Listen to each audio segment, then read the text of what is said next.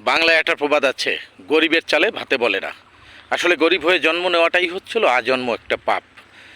আপনি একদিনকে ভালো খাবার খাবেন, তাতেও মানুষ আপনাকে নিয়ে কটূক্তি করবে যে ইস, আবার একটা খাবার খাচ্ছে।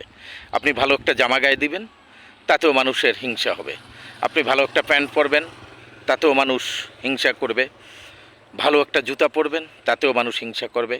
আপনি কোনো অনুষ্ঠানে, কোনো আড়ঙে আপনি ঘুরতে যাবেন, বেড়াতে যাবেন, সেখানেও মানুষের হিংসা হবে। অতএব আপনি গরিব মানুষ, আপনি থাকবেন সোজা গরিবের মতন। আপনার চাল চলন থাকবে সম্পূর্ণ ভিখারির মতন। আপনি কেন জামা পরবেন, আপনি কেন জুতা পরবেন, আপনি কেন চশমা পরবেন, আপনি কেন সানগ্লাস পরবেন, আপনি কেন সাজগোজ করবেন, আপনার চুলে কেন কালার থাকবে, হ্যাঁ, আপনি কেন সুন্দর করে জীবনযাপন করবেন? এটাই হচ্ছিল গরিবের একটা বড় পাপ। এগুলো করা যাবে না।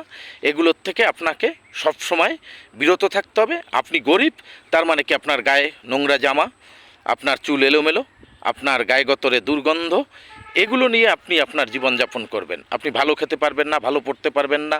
আপনি এগুলো করলেই আপনার উপরে কোনো একটা মানসিক চাপ তৈরি হবে। এই হচ্ছিল গরিবের একটা বড় ধরনের সমস্যা। আসলে এই গরিব মানুষের জীবনে কি কোনোভাবেই তার সুখ শান্তি নেই? সে কি কোনোভাবেই সে পারে না তার মানবিক অধিকারটাকে প্রতিষ্ঠা করে তার জীবনকে চালাতে? আজকে না হয় অর্থের কারণেই সে গরিব, যার কারণেই তার সামাজিক চাহিদাগুলো, তার যে জীবনের যে মৌলিক চাহিদাগুলো, সেগুলোকে সে পূরণ করতে পারতেছে না। তার একটু অভাব অনটনেই জীবনযাপন তার পার করতে হয়। তার মানেই কি, সে কখনো যদি একটু ভালো জামা পরতে পারে, কখনো একটু ভালো কিছু করতে পারে, তাতে কি তারে এতই নিন্দা করতে হবে, এত হিংসা করতে হবে, তাকে দেখে এত জ্বলতে হবে?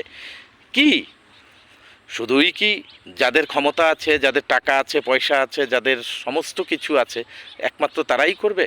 গরিব না খেয়ে মরবে, এটাই বাস্তব। গরিব না পরে সে একেবারে নোংরা জামা, নোংরা পোশাকে জীবনযাপন করবে, এটাই তার জীবন? আসলে জানি না মানুষের এই ধরনের প্রবৃত্তির চিন্তা চেতনা কেন। আসলে প্রত্যেকটা মানুষের আমাদের এরকম ভাবা উচিত যে আজ আমাকে ঈশ্বর করতে দিছে, খাইতে দিছে, পড়তে দিছে, আমার অনেক আছে, অডেল আছে, আমি খাচ্ছি পড়ছি। আর একজনে যদি সে তার জীবনকে সুন্দরভাবে চালাতে পারে, তাতে সমস্যা কোথায়? আমার তো কোনো সমস্যা নেই। আমার কোনো অসুবিধা আছে? কোনো অসুবিধা নেই। তারপরেও আমাদের এই হিংসাটা মানুষের প্রতি কেন জানো যাইয়া, সেটা তার প্রতি যাইয়া পুরোপুরি তাকে অ্যাটাক করে।